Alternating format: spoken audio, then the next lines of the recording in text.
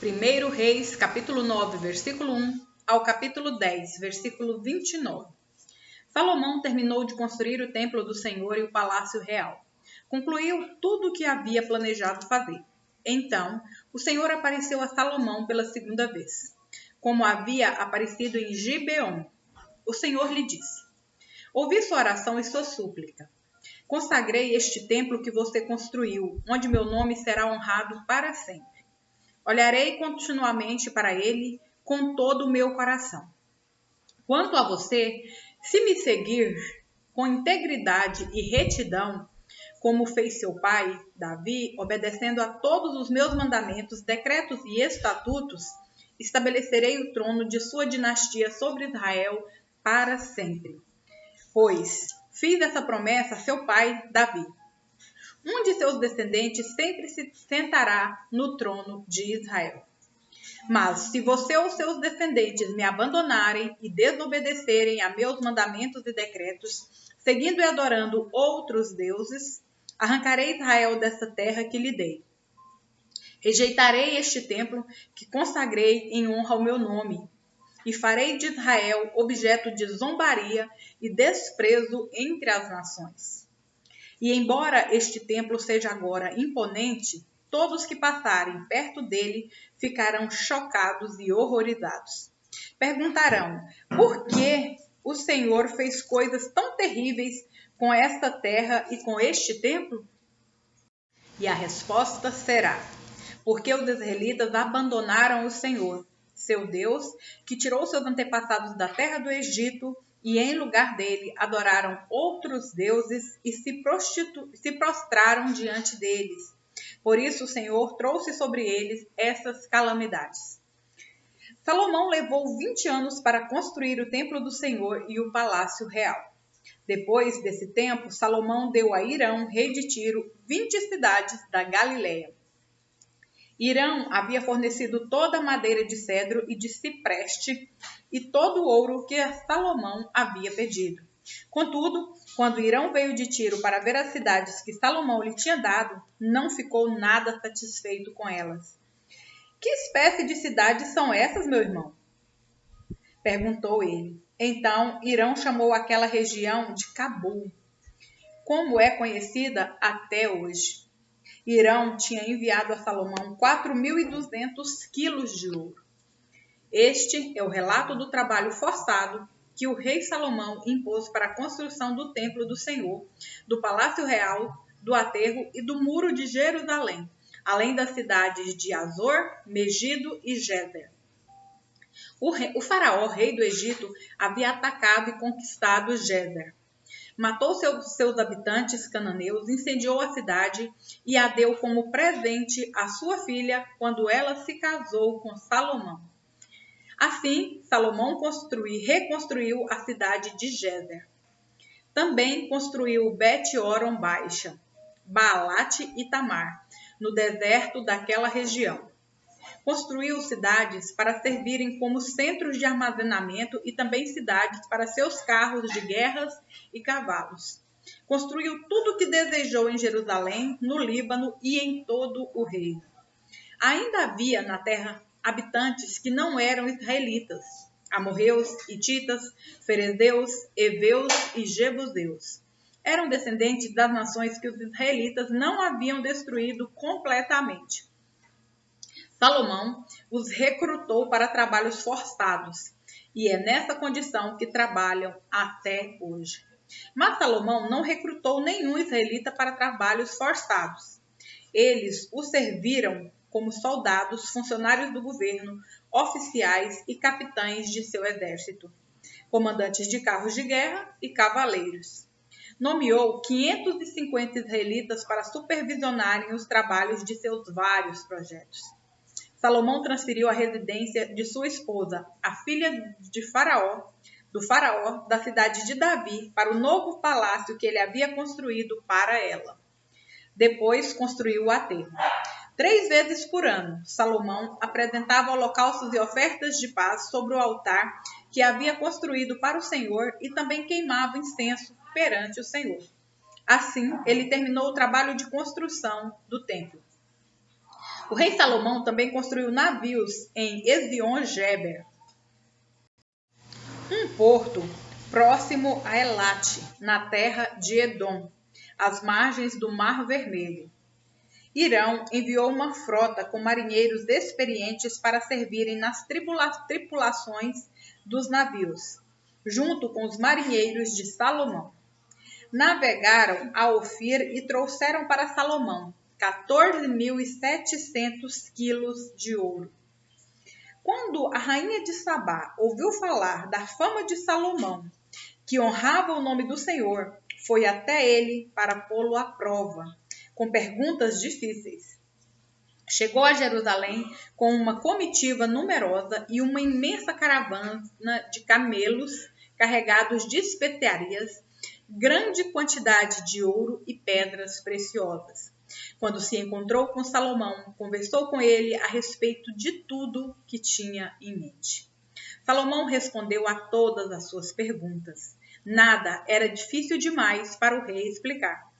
Quando a rainha de Sabá percebeu quanto Salomão era sábio e viu o palácio que ele havia construído, a comida que era servida às mesas do rei, os alojamentos e a organização de seus oficiais e servos, os trajes esplêndidos que vestiam, os copeiros da corte e os holocaustos que Salomão oferecia no templo do Senhor, ficou muito admirada. Disse ela ao rei: é verdade tudo o que ouvi em meu país a respeito de suas realizações e de sua sabedoria. Não acreditava no que diziam até que cheguei aqui e vi com os próprios olhos. Aliás, não tinham me contado nem a metade. Sua sabedoria e prosperidade vão muito além do que ouvi. Como deve ser feliz o seu povo, que privilégio para seus oficiais estar em sua presença todos os dias, ouvindo sua sabedoria. Louvado seja o Senhor seu Deus, que se agradou de você e o colocou no trono de Israel.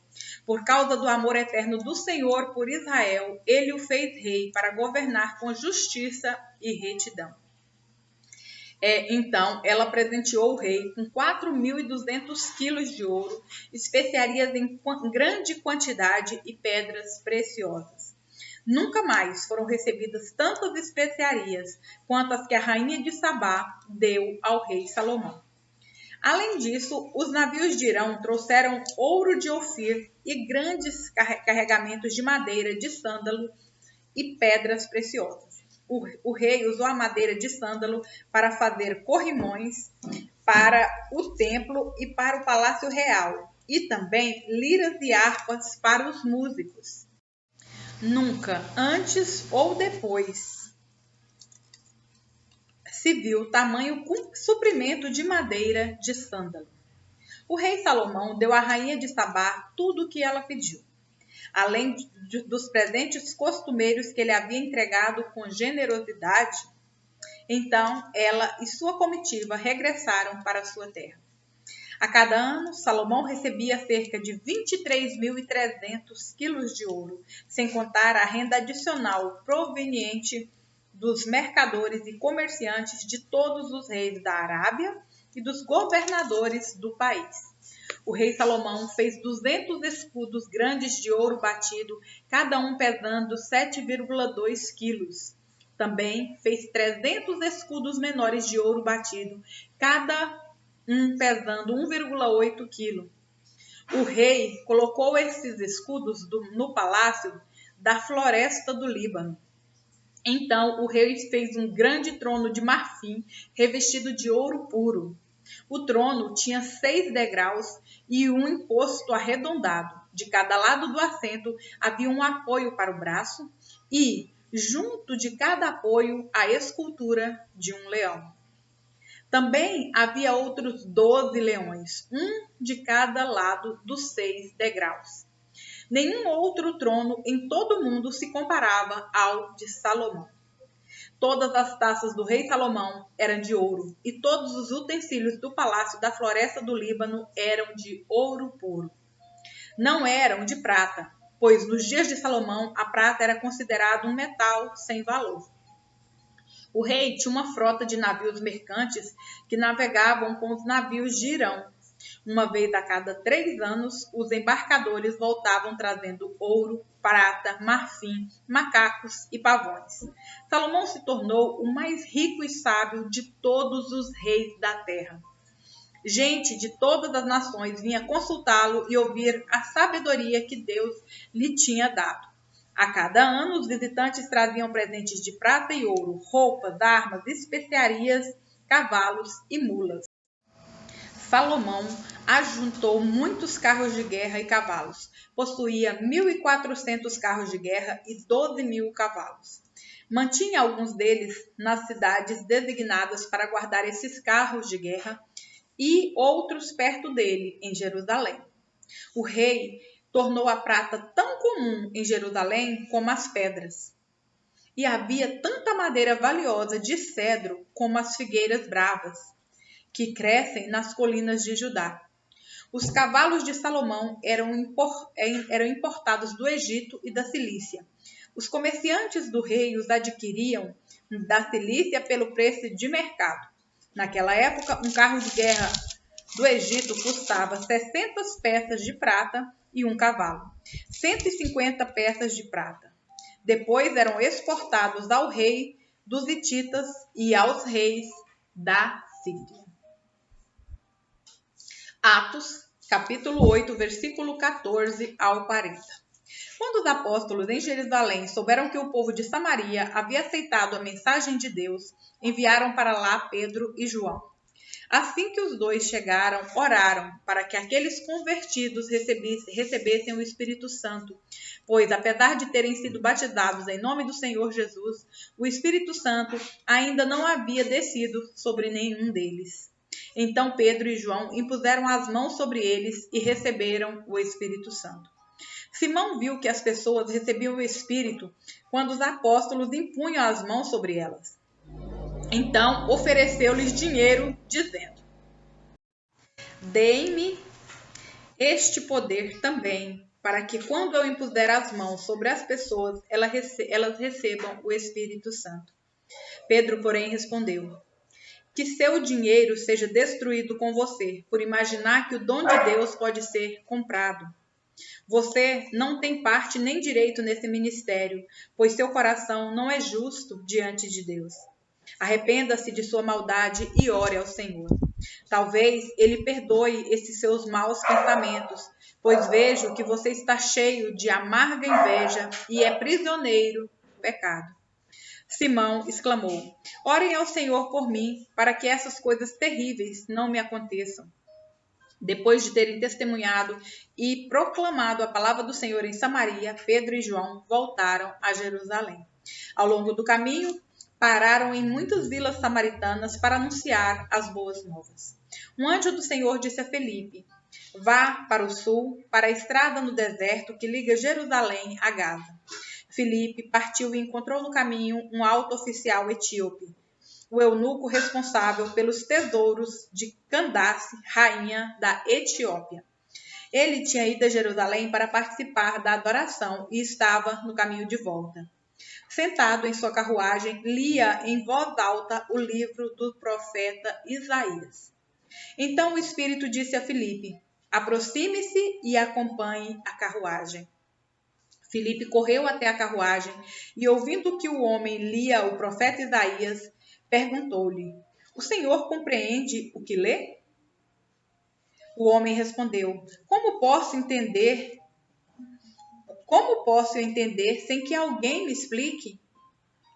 E convidou Felipe a subir na carruagem e sentar-se ao seu lado.